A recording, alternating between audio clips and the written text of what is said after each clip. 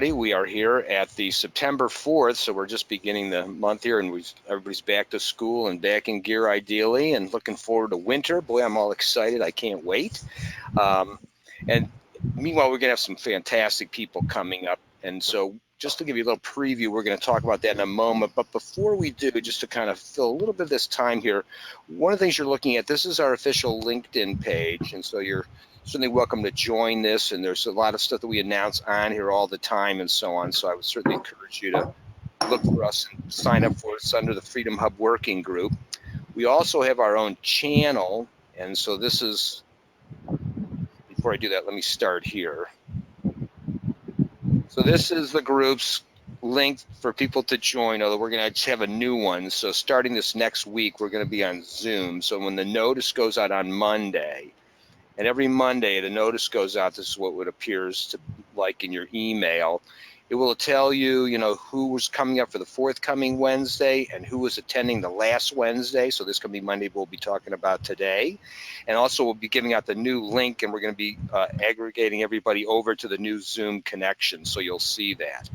But just as we've said in the past, you can also go see our channel. So we actually have a channel at the moment on Brighteon, which is the free market competitor to YouTube, for those that are unaware of it. And here we are on it right here. So this is our site, and you'll see we have all of the videos that we've been conducting are on here. And this goes back for a better part of a year, and there's some really fantastic stuff on here.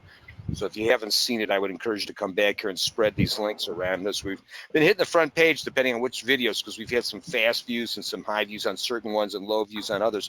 But it's driven us to the home page of Brighteon, where we've actually been on this opening page. We're like in the popular channels list over here, or one of the videos pops up over here. So if you drive some traffic to us, it's an advantage all the way around. Now also, we're sponsored by Freedom Hub, so this is part of this disruption that Charles and I are engaged in. So this is based on stuff for consumers, for doctors. There's a lot of different stuff on here and a lot of really interesting things for you to bite into. So we encourage you to go there and take a look, see. Coming up, let's talk about that for a quick minute. Oops, sorry, meant to go to the screen here. Charles, why don't you give a quick preview of who's coming up after today's event? Sure, Jeff, and thank you, and welcome, Richard and Barbara. We always preview the next month's guests each Wednesday, so we're going to continue the 9/11 theme on 9/11 next week with an up-and-coming scholar, John Whitehead from the Rutherford Institute near me in Virginia, in Charlottesville. He's going to talk about lost liberties, and I think Bumper Hornberger's daily email today from the Future of Freedom Foundation has the article that he's going to present. He really itemizes fantastically all the liberties lost since 9/11. Then we're going to return to an old issue on transportation upgrades, and the question is, why are so many local regional airports that look so nice and fancy empty? And why are all the hub airports so jammed? We'll have a Competitive Enterprise Institute scholar, Mark Scribner, explain why. And then we're going to return to a theme we started last week with John Tamney on the future of work, on how pursuing your passion can become your job, and it's a wonderful promise of the future. But labor laws screw workers, as the well-known Donald Boudreaux from George Mason's Economics Department will present. And finally, a month from now, we'll have the founder of the Independence Institute, David Thoreau, give us a broad overview of where we are Liberty style. That's our preview, Jeff. Fantastic. So as you can see, it's a pretty interesting mix, and we've got more stuff coming through after these. So I would say just stay tuned. And if you miss and can't get that Monday notification for whatever reason, go over to the channel. You'll be able to see all these videos. They get posted every weekend when they get started. Now today, we've got some really interesting guests, as Charles alluded to, because we're starting to dig into this 9/11 reality. So Charles, why don't you give us a little rundown on our first speaker here, Richard, and we'll kind of let him take control. And I think you have a slide, Jeff, to show our guest. The next slide. I do.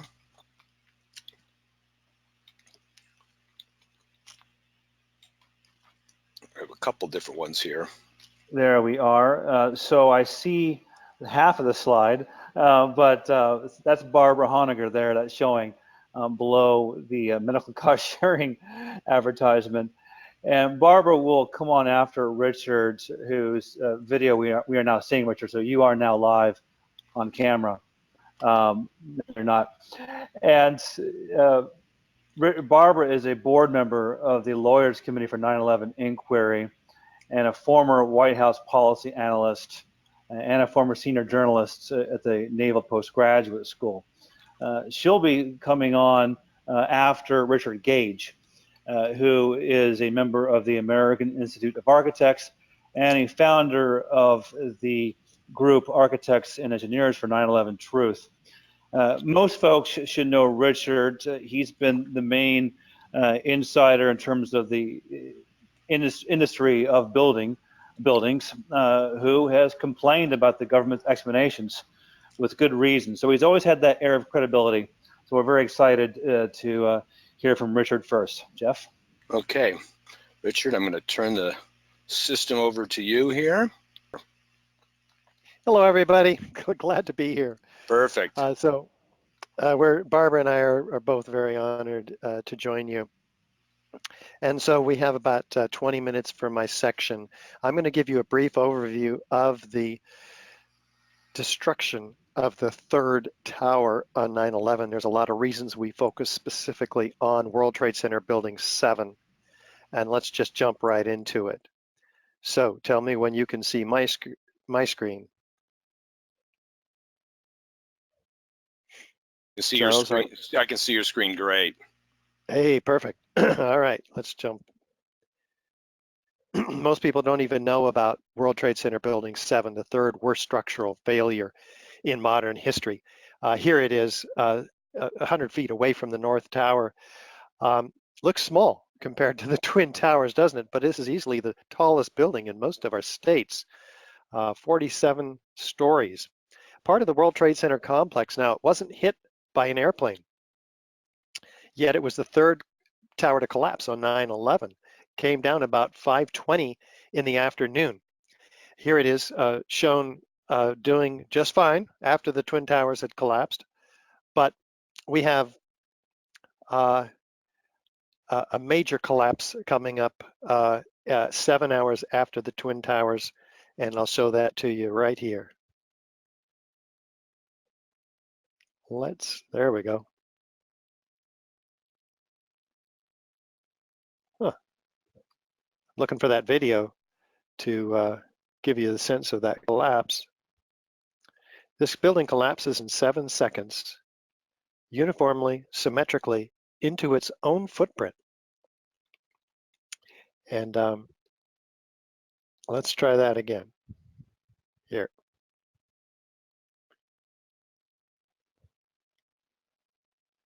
It doesn't want to play for you. If I can't get playing for you, I encourage you to Google Building 7 collapse. It's extraordinary. It's all over YouTube. And the reason for this collapse, according to the official story, normal office fires. So let's look at those office fires. We have a few small and scattered office fires, which, by the way, have never brought down a high-rise, but here we're led to believe by officials from the U.S. government and particularly NIST, the National Institute of Standards and Technology, who was tasked by Congress to explain the collapse of these buildings, all 3 of them, 1, 2, and 7. And so they created a computer model, which I'll be showing you. Yeah, I'm getting a delay, just so you know why this isn't forwarding like I'd like to. All of a sudden, I think GoToWebinar is overloading my computer or something. So I'll advance these slides as fast as I can. Now they're advancing. 1, 2, 3, 4. Let's go back. And these fires are burning on the 12th and 13th floor, particularly the area of focus by NIST. And the problem is that after 2:30 or 3 o'clock, they're out. And so there's a problem there because NIST claims that this is the cause of this building's collapse by thermal expansion.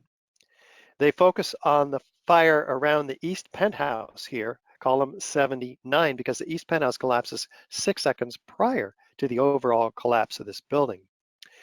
And so the inconsistencies have led this group of brave fire commissioners from a New York area town to unanimously vote for the passage of a resolution demanding a new 9/11 investigation. This is the first legislative body in the country to demand such. And they are all about getting the rest of New York and the rest of the United States fire commissioners and firefighters around the country awakened. They'll be going with us to the New York presentation on September 7th, Saturday night, afternoon, 3 p.m.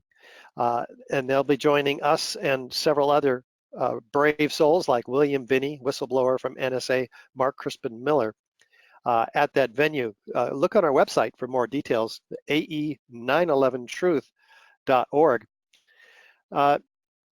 What they're concerned about, among many other things, are the incredible inconsistencies in the NIST report, which cites a complete overwhelming failure of the structural steel system due to a local collapse. In this case, these long span beams push this girder off of its seat because they're thermally expanding, allowing floor 13 to fall on 12, 12 on 11, and so on for 9 floors, leaving column 79 unbraced so it buckles, causing an internal cascading collapse inside this east side of the building. And then this collapse, according to their official story, travels laterally across the building. Well, none of that could be true. First of all, the fires are out. Oh, hold on one second. We've got to plug in here. There we go. The fires were out over an hour before the building collapsed, so these beams couldn't have been thermally expanding. Again, NIST even admits that fires don't last in an office building more than 20 or 30 minutes. So there's a history of high-rise fires, 100 much larger, longer lasting, and hotter fires in these buildings. None of them have collapsed. So we're going to ask ourselves some serious questions. How do buildings, high-rises, collapse? Well, here's some examples from all across the country. We have controlled demolition, where explosives can be set in the building and bringing the building down symmetrically or asymmetrically, however they want to do it, in very short order. And so we have a series of features associated with these. One is a sudden onset of destruction. Well, let's look and see if Building 7 exhibits a sudden onset of destruction. Here we're going to show you a videotape of the collapse itself. Describe that. Now we go to videotape the collapse of this building.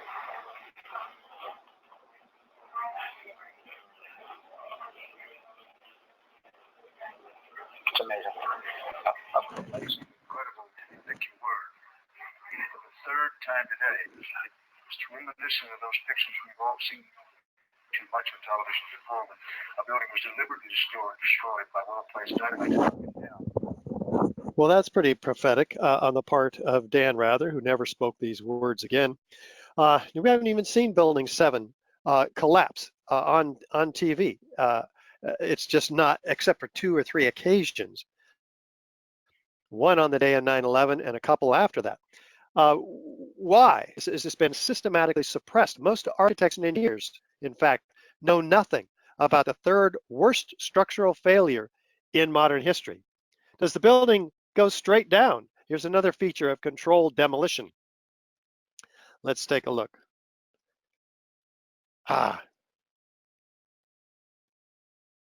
Let's try this once more. There we go. Yeah, pretty straight down, pretty symmetrical. Notice also the penthouse drops just a half a second prior to the overall building, indicating complete uniform symmetrical core column damage. This is completely in violation, pulling the rug out from underneath NIST's theory that this damage started at the east end on the left, the house already having fallen 6 seconds earlier, and then traveling across to the right, to the west, No, it's completely betrayed by the videos themselves. We have the building falling into its own footprint, indicating a symmetry. The center of the building pile is in the center of the footprint. Now, I'm not quite convinced yet. Let's compare building 7 on the left to a series of known controlled demolitions on the right. Is there any similarity?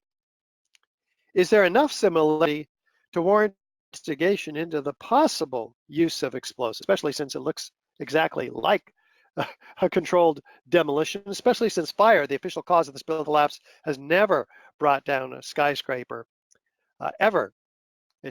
So controlled demolition or explosives should have been the first hypothesis that NIST evaluated. It's the only one. How do we bring a building straight down symmetrically? We have to remove all the core columns, followed within a half a second the exterior columns, virtually all at once, on at least 8 floors. And I'll show you why in a moment. Does fire have that level of precision? We don't think so. Not these fires, right? So you see why I have so many fire commissioners lining up to change the world now. How fast is the building coming down? Take a look at this. Dave Chandler, physics teacher.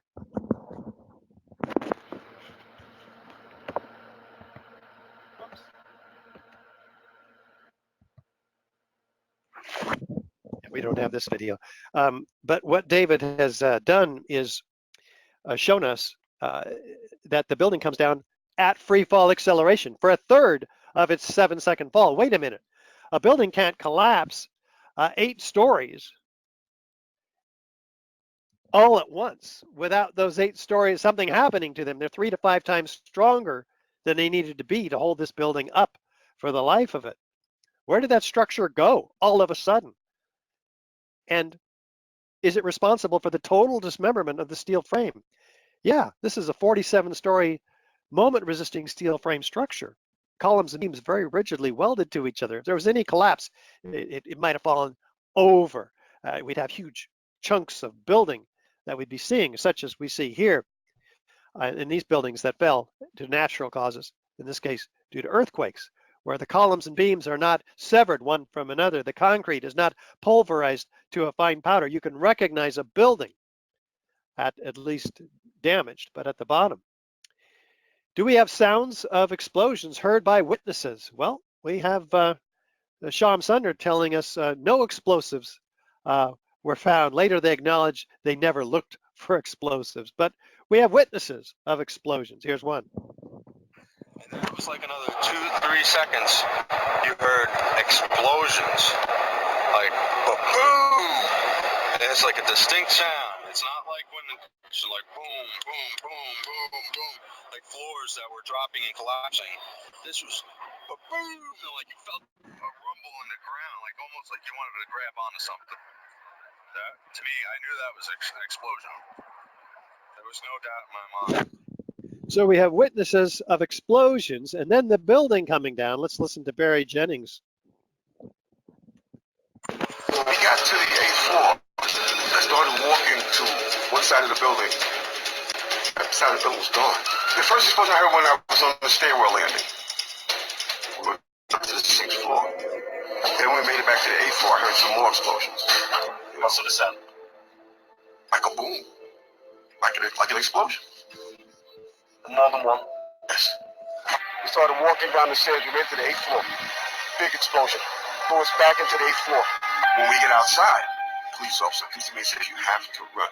We have more information of bombs, so you have to run. Information of bombs like these from these first responders, this testimony. Oops. Yeah, the video is going slower today. In the late afternoon of 9/11, these first responders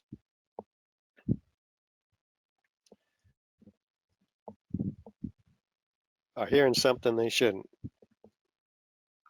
Yeah, if one of the guys, he can tell you I'm okay, all right? Here, hold on. You want to call your mother or something?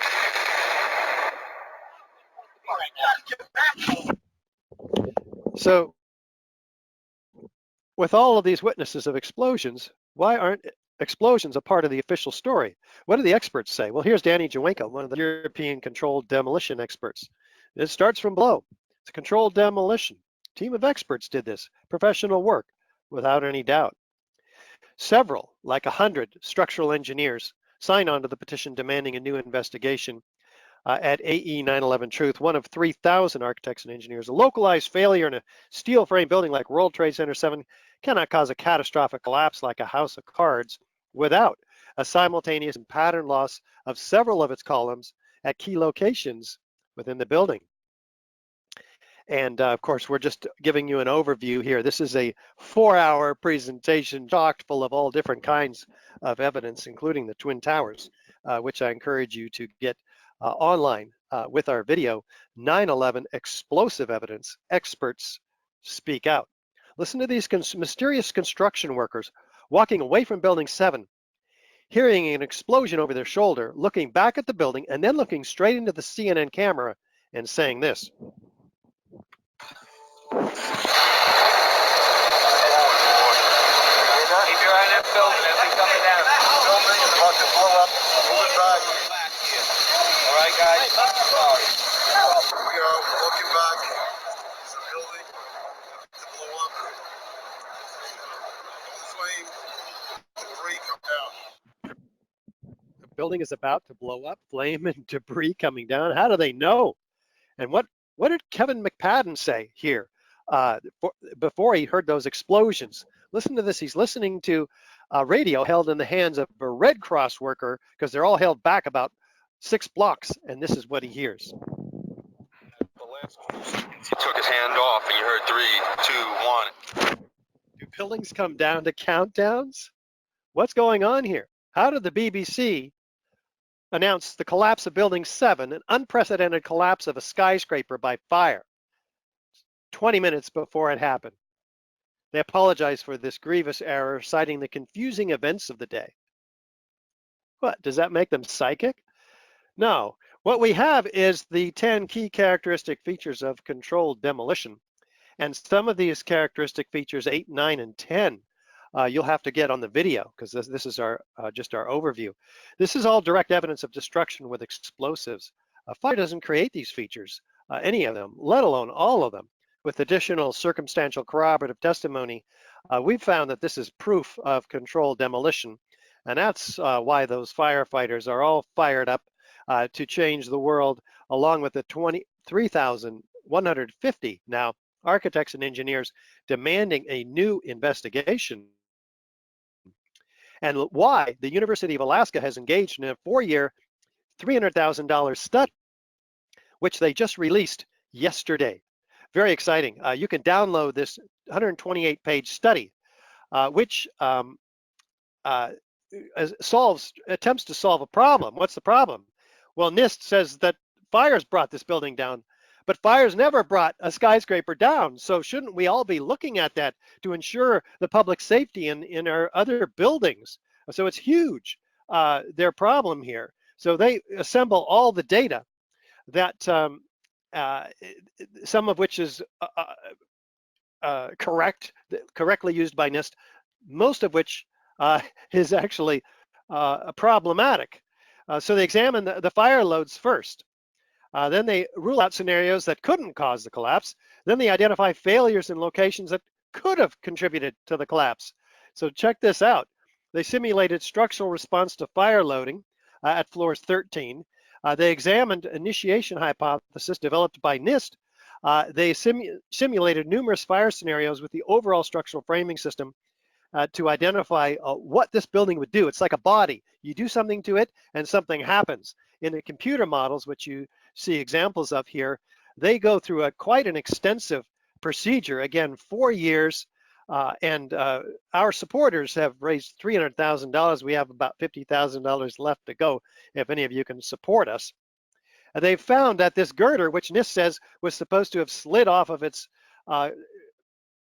bearing seat on column 79, which you see here in blue, it couldn't have done that for a whole number of reasons. Here we're showing that it's trapped by the side plate on that column because it will expand and be trapped by that side plate. And even if the 13th floor could have fallen on the 12th, we wouldn't have had a third or even a quarter as much of the force required to break the floor below. There would have been no progressive collapse. So take a look at their computer model on the right and Building 7 video in the middle, and the University of Alaska Fairbanks computer model on the left. And ask yourself this question: which one do I believe? NIST claims that their computer model on the right mimics the building very specifically, but what you see is 400 structural steel connections releasing all at once so that they can try to get this building to fail. But even then, it begins to tip over. And you can see they stop their model after just 2 seconds right there because the building would have tipped over. So it doesn't even, you would have seen massive breaking up of the granite panels and windows in that area on the left, but the videos don't show that at all. What they did is they created an infinitely stiff set of building components on the right, and this is all discussed by NIST in their findings. What did they find? The NIST overestimated the exterior wall rigidity because the exterior walls were flexible. They weren't rigid, which means that the movement of that girder would have been in the opposite direction, toward the east, not toward the west. This is actually huge when you look at, because the whole NIST initiation of collapse scenario involves this girder being pushed off of its seat toward the west. So it wouldn't have been an issue at all, is what NIST was what UAF finds. University of Alaska Fairbanks.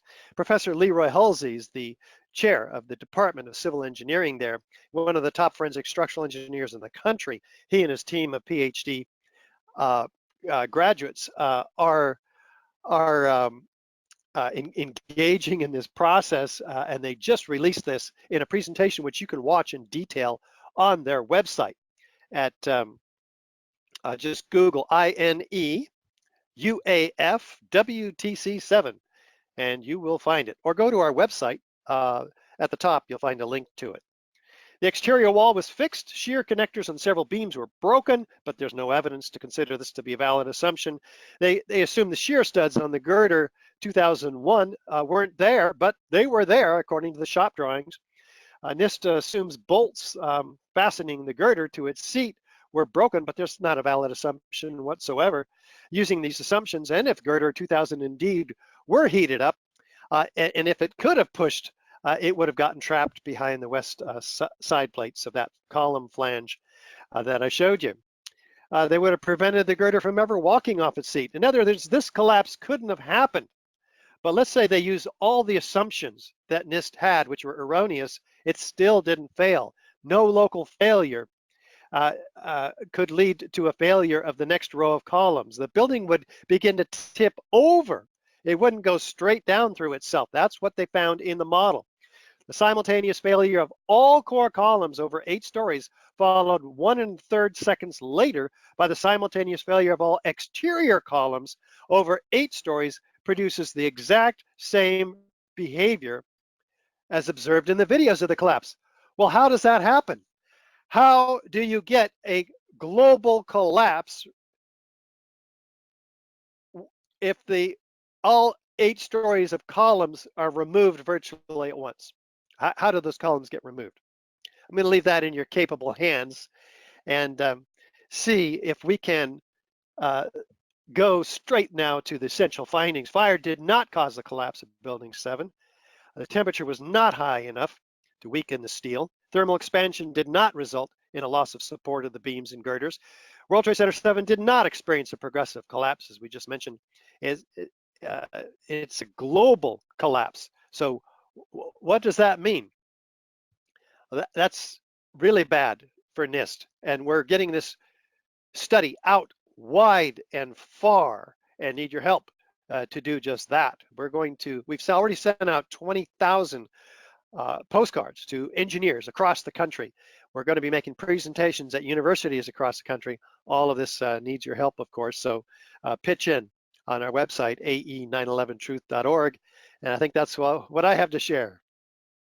Well, Richard, that was really fantastic. And of course, that just scratches the surface as we didn't even talk about the other buildings. So pretty exciting to be sure, and something everybody does need to support, because, you know, we are needing to get to the truth absolutely in the end. And it's interesting to see, A, what's happening here, but then B, why? I mean, what's the reason to keep all of this so hush-hush and so on too? So there's a lot more skullduggery at work, I'm going to assume. We're going to shift gears before we open up for questions, because I had a couple of my own, to Barbara. Okay. There you go. Welcome. Okay. So hi, everybody. Again, Richard and I are honored to be here. So what I'm going to do now is to go to my slide presentation, which is about, I'm going to do that now, and then I'll come back at the end for the Q's and A's. So I believe you can now see the full screen of my PowerPoint. Is that correct? Correct. Okay, great. All right.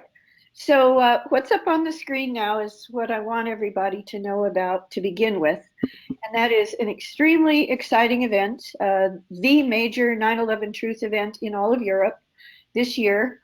I am the co-producer and co-organizer of this event with Jan van Aken, who is the leader of the 9/11 Truth Action Project, also known as 9/11 TAP, TAP for all of Europe, and a very close friend and colleague of Richard and mine. So he and I are organizing this amazing event. It's being held, I'm going to show you the image here in a moment of where it's being held, but it's a public masterclass on the events of the true events, the real story of September 11th attacks of 2001. And the keynote speaker, many of you may know of him already. He is extremely popular in Europe. He fills huge theaters and concert halls, Dr. Daniel Gaenzer. He is the world's expert author, public speaker on the Operation Gladio, false flag attacks against thousands of innocent civilians in Europe that we now have the proof. We now know were actually perpetrated by the Pentagon and NATO. And they were perpetrated to frame the left-wing political parties in Europe before elections. A very evil thing.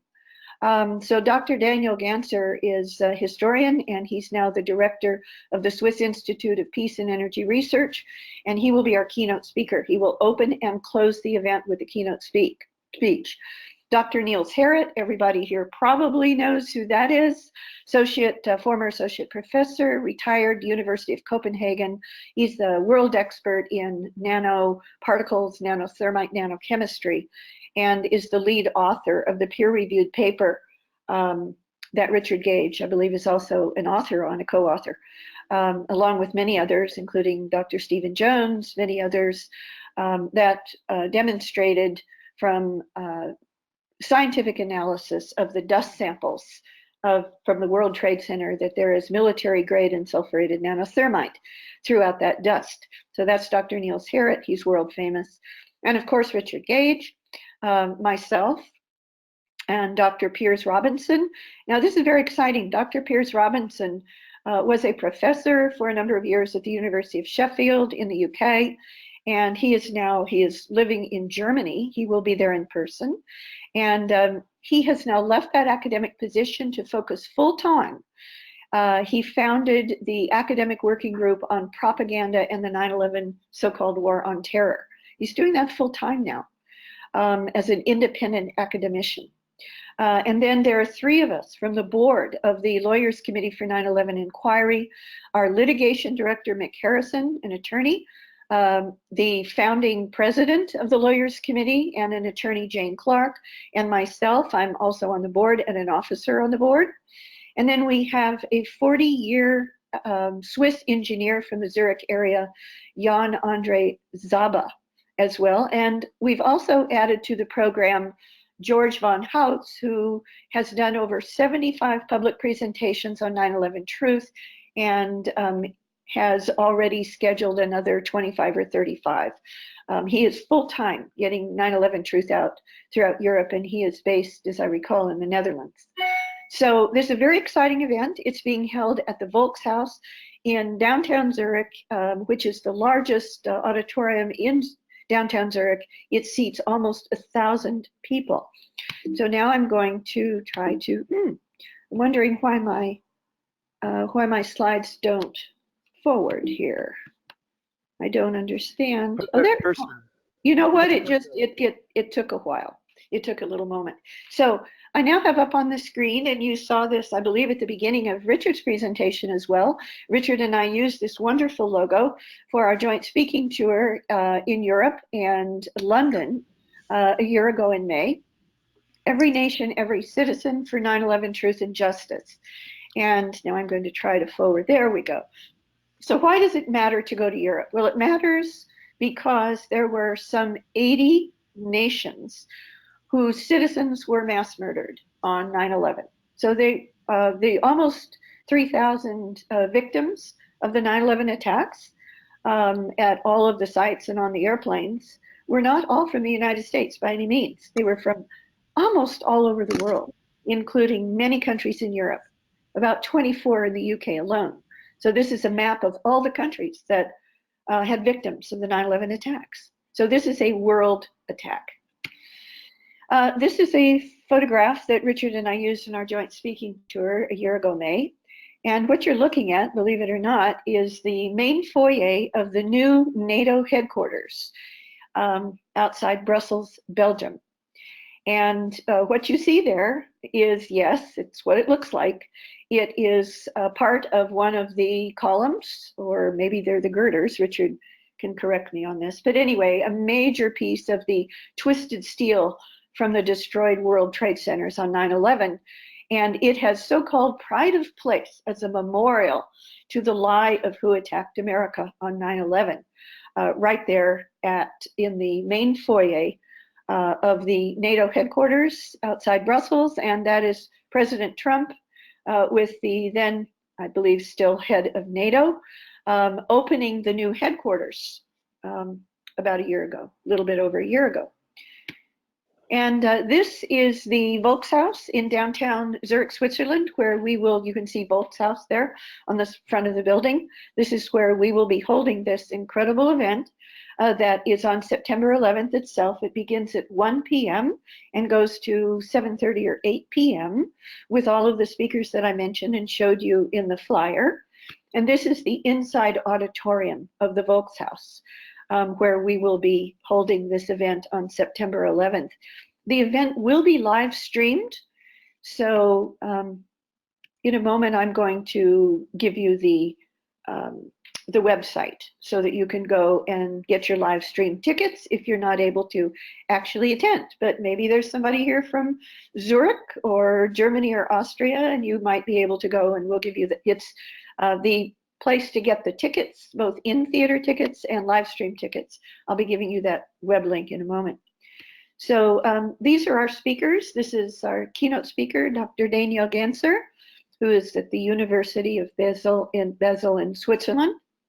He will be live in person, opening our event and also the keynote at the end of the event. This is Niels Harrit, Professor Niels Harrit, who will be speaking in person.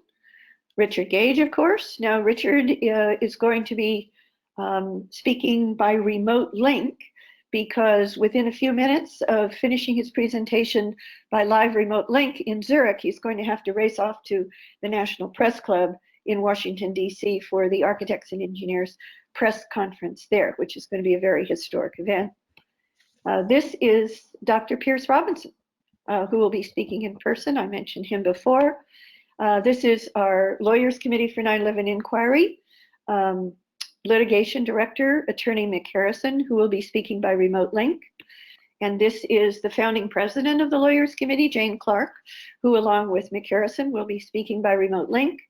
And this is yours truly, and I will be there in person to introduce Mick and Jane and to MC the Lawyers Committee update part of the program. This is the Lawyers Committee website. It's www.lc, that stands for Lawyers Committee, www.lc4911.org, where you can see all of the Lawyers Committee's filings.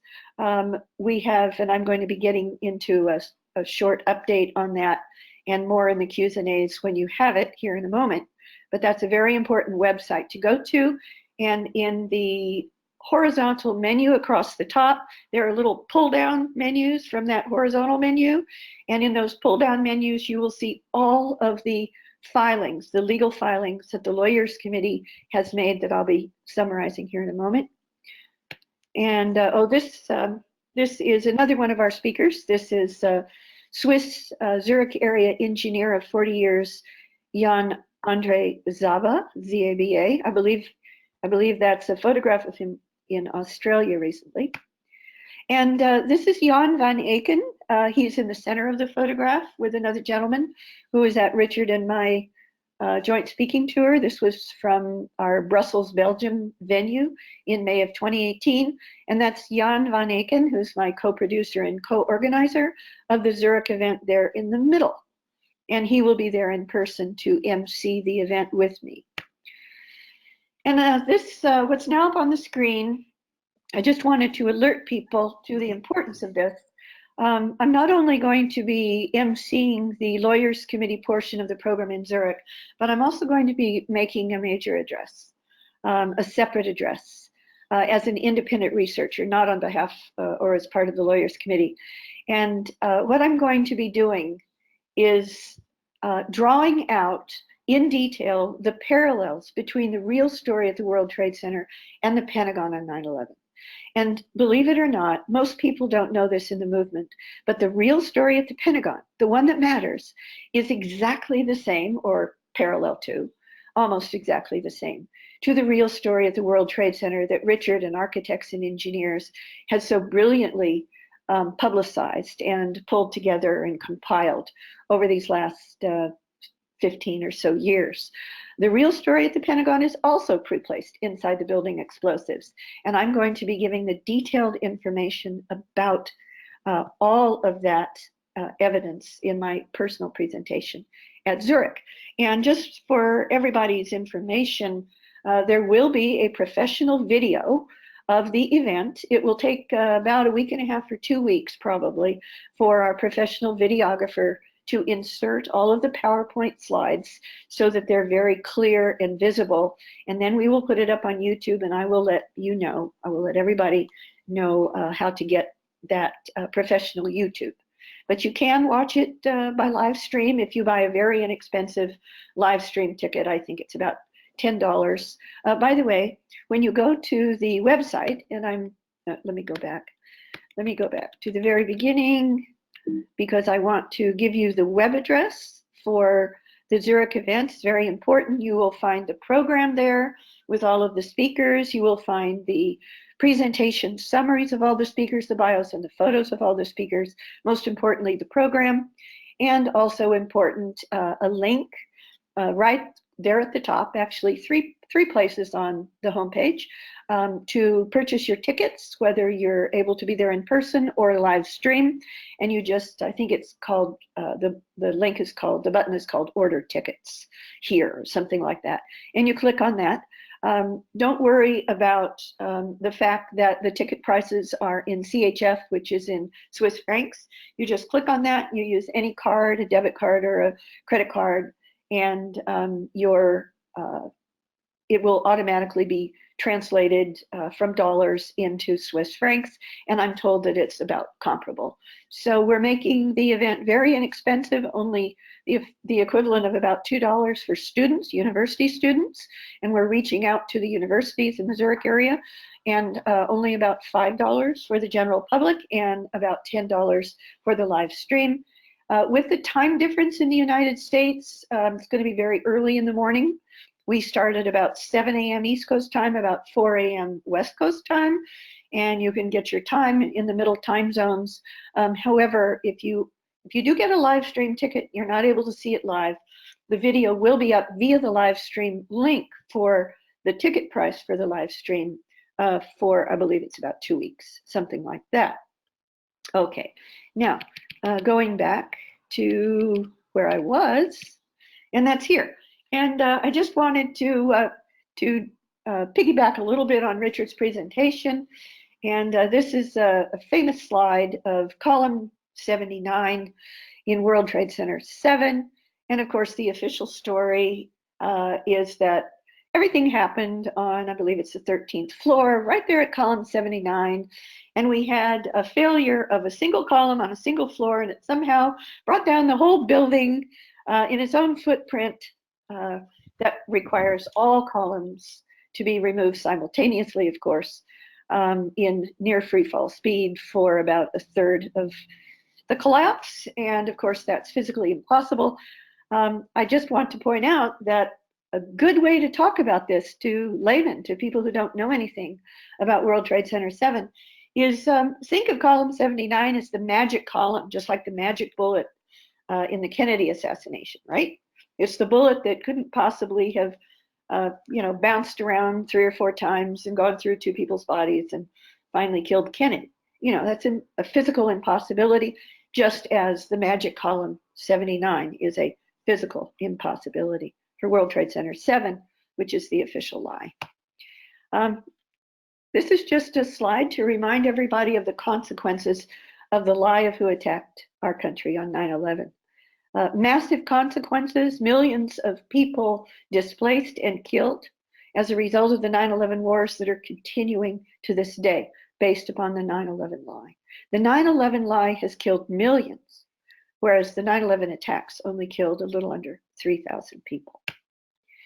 So my last slide is to remind you why we're doing what we're doing.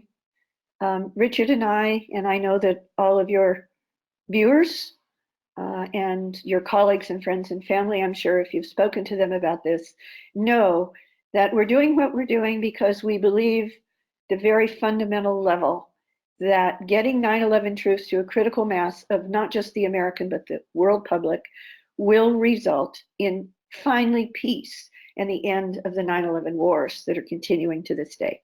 So I thank you very much for your attention, and we can move to the Q's and A's, I think. That was perfect. That was very good. Appreciate that. I was going to kick over here for a quick minute to our side for a minute. So yeah, that was good. Just as a quick observation, just that I had made at the time that all of this took place was when the 2 main towers went down, that looked rather odd, the way that they collapsed, even though they were inflamed at the top. But the other one, the minute I saw it, I said, well, that's a control thing. I've seen a million videos through the years. They're always fun to watch, those little collapse videos of like lighthouses and silos and all different shapes, and they all come down exactly that same fashion. So as soon as you saw that, you said, well, that's what happened there, because there wasn't any fire visible. Like you said, I didn't even know there were some lower floor ones, but for something to come down like all those flames in buildings you show that didn't collapse, that's what you would anticipate. They said the flames brought it down, and again, why would it collapse so spectacularly? Right, and the important point, the really important big picture point, is that it requires weeks, if not months, to pre-place these incendiaries and explosives throughout all 3 towers. That's right. And those were some of the most highly secure buildings on the planet. There is no physical world possibility that Al-Qaeda or bin Laden's people or Khalid Sheikh Mohammed or any of those people could possibly ever have pre-planted the explosives. And that puts the big lie to the official story of 9/11. Which is rather intense. I wanted to open up for some questions because we're running into some time frame here. Let's try Brian. Are you out there? Can you hear me? I can, in fact. I want to see if you might have a little comment or question there at the onset. Yeah, thank you. Brian Lloyd here. I'm a DC trial attorney. I've actually had the occasion and the pleasure to meet both Richard and Barbara, although they probably would have to be reminded of that. A quick couple questions for Richard. Actually, first to the moderator, because I have about 4 or 5 questions for each, and I don't want to dominate. Perhaps I could ask a question and someone could come back to me, or should I just pick a question or 2? Pick one, or let's say, and then I would say if you want to send some stuff along, we'll get you guys connecting off camera a little bit there in that regard. Okay, very good.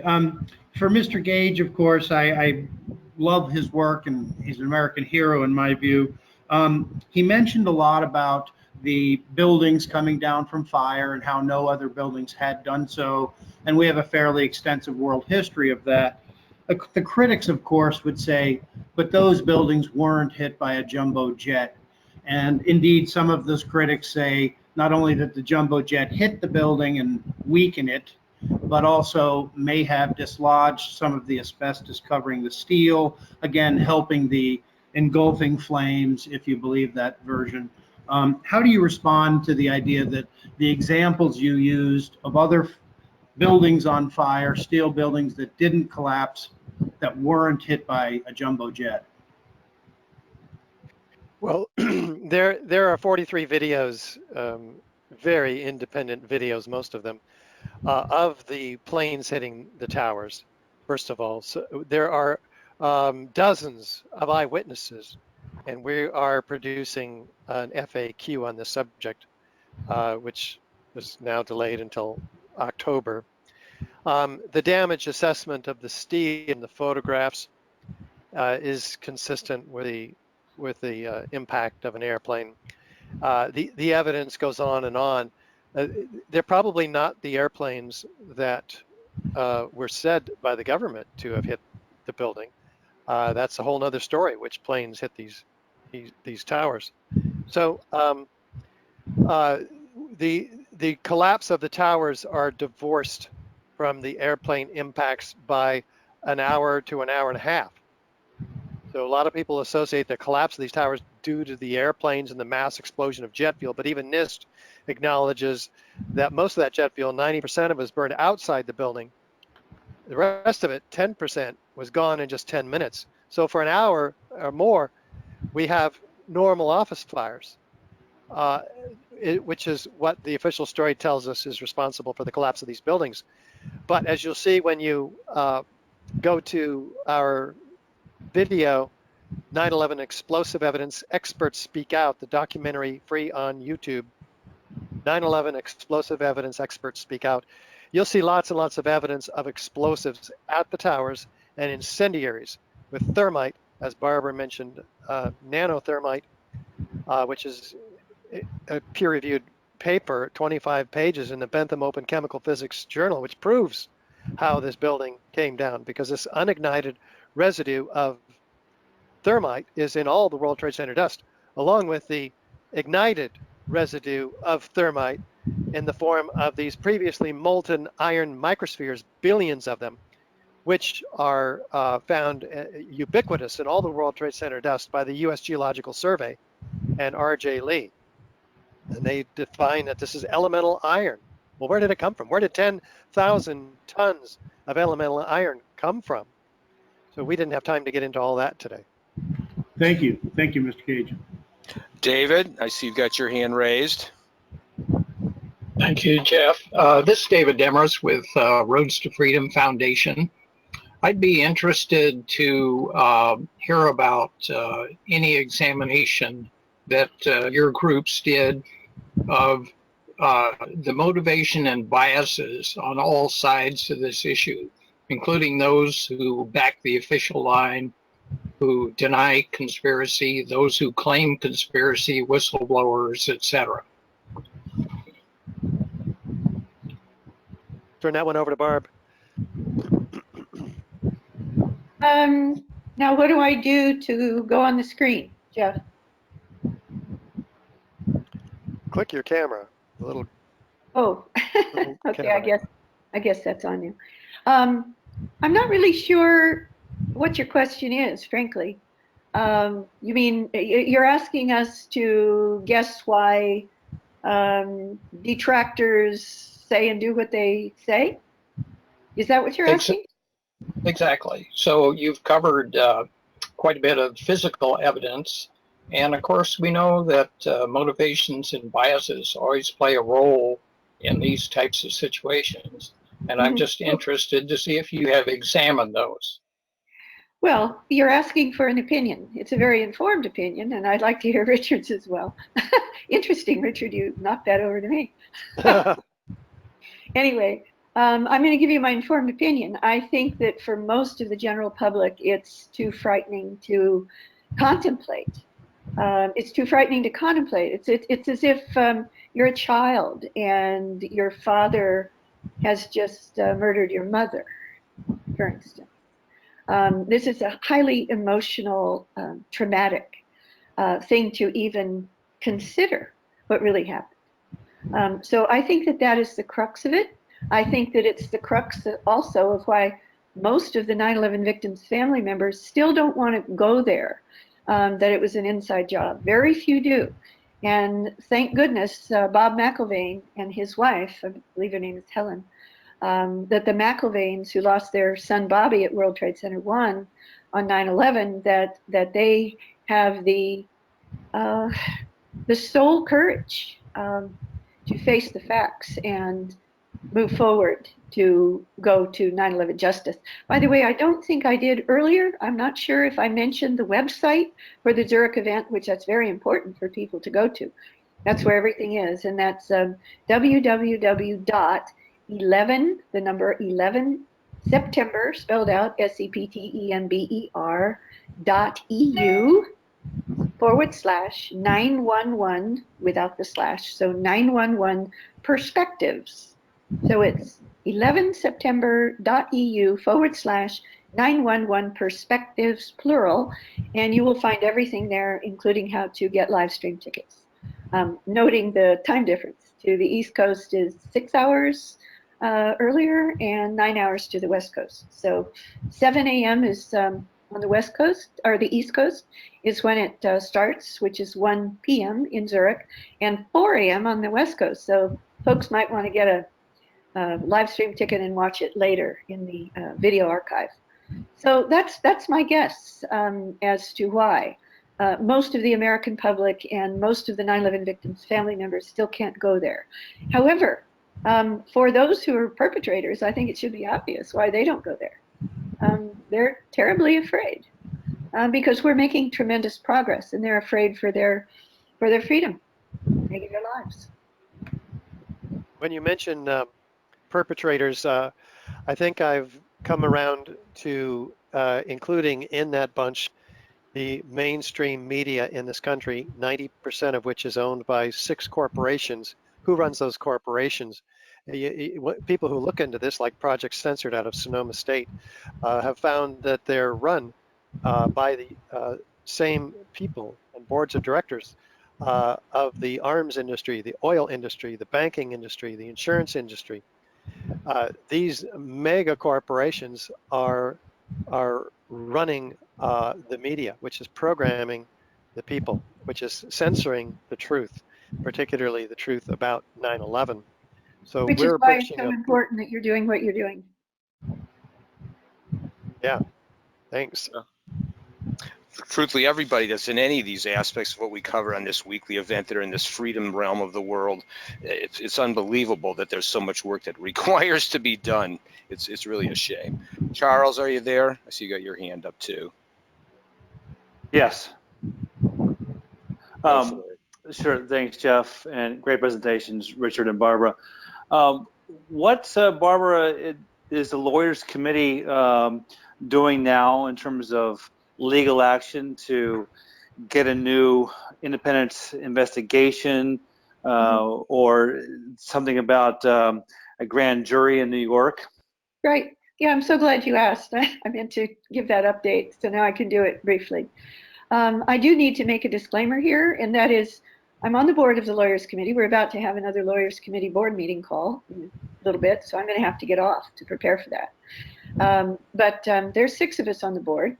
There are two non-attorney members, Ed Asner and myself, and the other 4 are attorneys, including Mick Harrison and Jane Clark, who are going to be speaking by remote, like Richard is, to our Zurich event.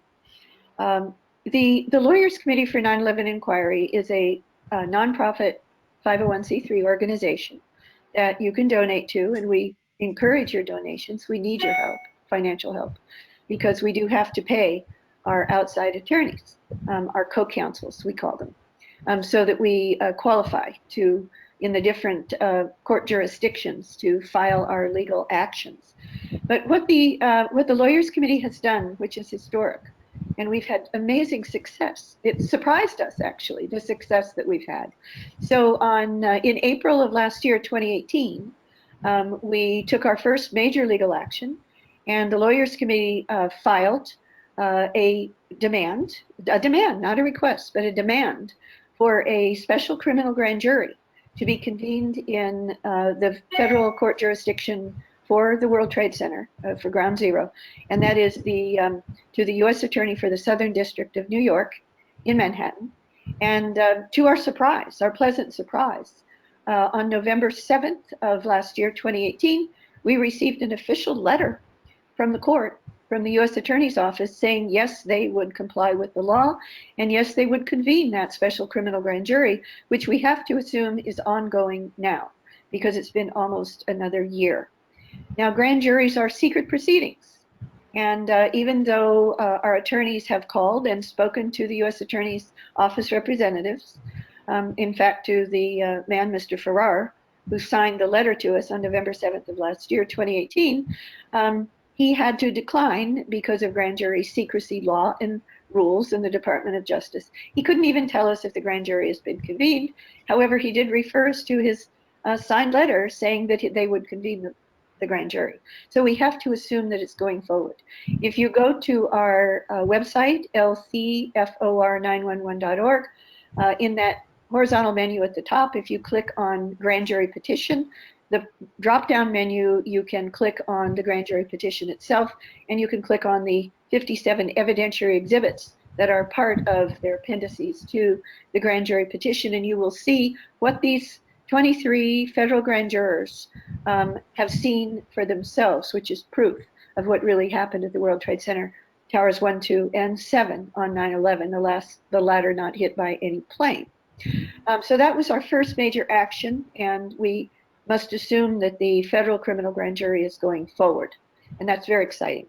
I can tell you that within the next couple or 3 days at the most, hopefully by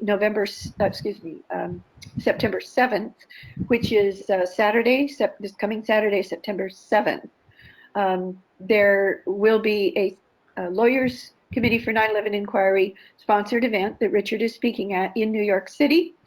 And we hope to have filed a new action with a new legal filing with the U.S. Attorney for the Southern District of New York by that September 7th event, but I'm afraid I can't tell you anything more about it yet. But once it's filed, you will learn about it, I'm sure, on both Richard's website, ae911truth.org, and the Lawyers Committee website in just a few days, www.lcfor911.org. So that was our first major action, and we're about to have another one that I will be able to talk about a little bit later. Very good. And then our other major action, just to close the circle, our other major legal action was taken this March 25th of 2019. The Lawyers Committee, with the cooperation and partnership with Architects and Engineers, Richard's organization, we filed a formal complaint with the federal court in Washington, D.C., demanding a reopening of the 9/11 Review Commission report investigation. And that's a little bit complicated, but the bottom line is that everyone knows about the 9/11 Commission report that came out in 2004 in the summer. And that, of course, was a cover-up. It just pushed the official story of 9/11, the official lie of who attacked our country on 9/11. And about 10 years later, Congress passed a law calling upon the FBI to provide any information that the FBI either had in its possession at the time of the original report in 2004, and for the next 10 years, anything else from their ongoing investigation of 9/11, which has never ended to this day, by the way. You can read about that on the FBI's own website, still going on.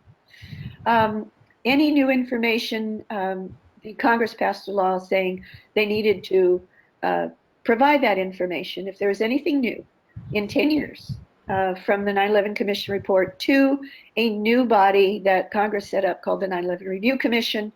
And that 9/11 Review Commission in turn published its report saying, sorry folks, nothing new to see here, just move on, nothing new in 10 years of the FBI's largest investigation in its history, according to its own website. And of course, that is also a cover-up. So we have demanded a reopening of that investigation. And that complaint, that legal complaint has been accepted by the court. The judge has been nominated, has been appointed, and we actually sued the U.S. Attorney, Bill Barr, and the U.S. Attorney General, Bill Barr, and also the director of the FBI, Mr. Wray. They were the official defendants in this case. And they have, as expected, a few weeks ago, they filed this month, or last month, they filed a motion to dismiss, which we are about to file our response to. And so this, we expect to win because we have all the evidence. So those are our two major actions. There's quite a bit going on there, I have to say. Well, as you can see, there's an awful lot to go over, and we're still over time already. We haven't been able to keep it all inside our boundaries. Charles, we're going to have to scoot out here. I want to thank everyone for being here. Both the speakers today were just fantastic. This is an exciting couple of weeks we've got coming up, so be keen to see what happens on the back end of all of this. And everyone should obviously participate and contribute as they're able. Charles, you want to give us a Can they announce just about the September 7th and the September 11th at the Press Club? Absolutely. New York, Sure. On September 11th here in the Press Club in DC. Thank you. Okay, fantastic. Yes, indeed. Yeah. Right. I just very quickly, anyone who wants to watch the live stream, if you can't be there for the Lawyers Committee event of Saturday, September 7th, beginning at 6 p.m. to about 10 p.m., you can get the live stream information at the Lawyers Committee website, lcfor911.org. Perfect. I'm going to publish all the web links to begin with. So go ahead, Charles, if you want to just give us a quick preview on the way out here today. Oh, sure. And we're over time. And Richard, it looks like you want to say something in farewell as well. Go ahead. Oh, you mentioned about the press, the National Press Club. We will be there September 11th in the morning at 10 o'clock with Christopher Joya and Joseph Tarragosa from the Fire Commissioners District of the Franklin Square Munson Fire District. So that is a huge opportunity for us to both release their story and release the Halsey study, which we talked about today in brief. Then we will be in Congress all day, that afternoon and the next day, meeting with dozens of congressional representatives with these fire commissioners in full uniform. It's going to be a powerful, powerful time for us in the 9/11 Truth movement. And it's live streamed, correct? Your press conference will be live streamed by on your own website, ae911truth.org. Yeah, that feed will be carried from the National Press Club staff. So be sure to check at the top of our website for the schedule for all these details. Fabulous. Charles. Good. Yes.